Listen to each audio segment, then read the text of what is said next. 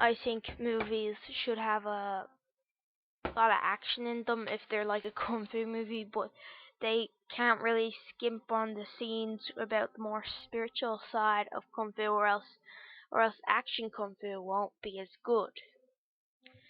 And they don't. They have very good character moments and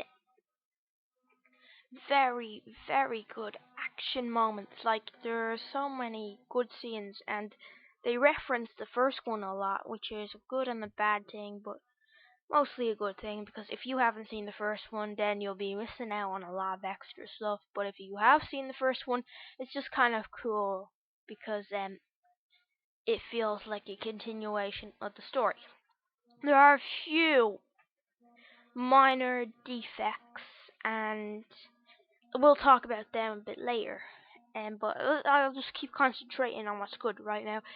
The graphics are gorgeous. In the first one, they were also very, very good, but and they were only rivaled by movies such as Toy Story 3 and Legend of the Guardians, Elves of the Gahul, and Avatar in some senses, which came out the following year. But this movie is just, it really feels like you're in the same world in terms of a graphical sense, but the graphics look all that sharper, more natural, and the kung fu action is just great, and the animation, of course, is never skimped on. It's brilliant, and it has that wackiness of a cartoon, but a sense of realism, which is good, and because it really works for a kung fu movie, because you need that realistic, very Chinese kind of landscape which looks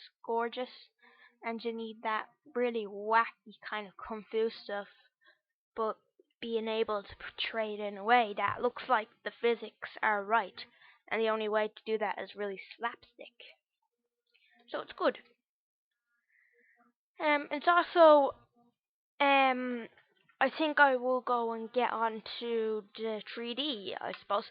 The 3D was brilliant. I thought it really placed you in the world, and it feels like you can touch those characters.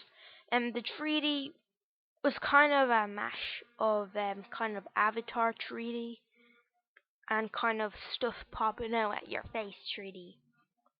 But they kind of had a good balance, because this is a kung fu movie.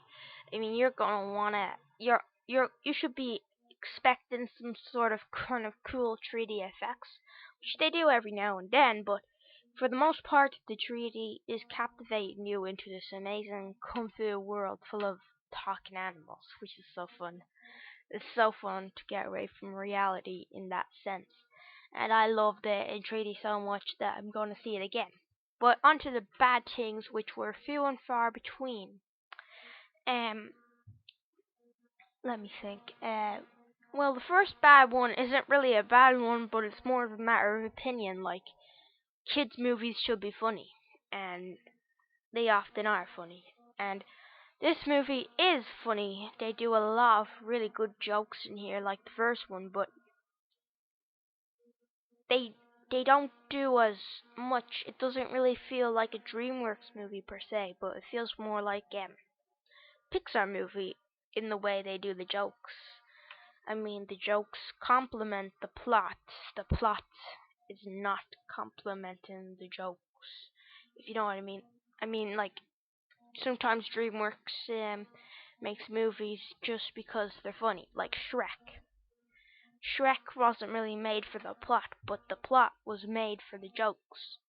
But in Kung Fu Panda, they didn't make a plot for jokes.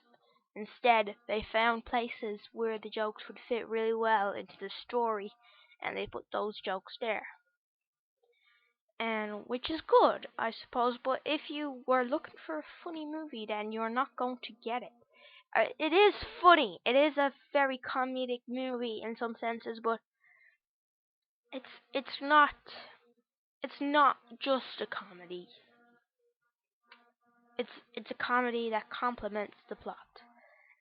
Okay, so another the small gripe that I had with it. It doesn't really ruin the movie, but this feels like there's a kung fu action sequence, and after that there's kind of a talky kind of self-discovery sequence, kung fu action sequence, and then reflection, kung fu, reflection, and that kind of ruins the natural aspect of it, because at least from how I watched it, and I've only watched it once, and it feels like there's never a stream of reflection sequence and there's never a stream of kung fu sequence. It's always just this pattern. But the kung fu sequence get bigger with every one, and the reflection sequences also get bigger with more character development. And things come back, and the story is very well laid out. It's a very simple story, but it's also a very good story.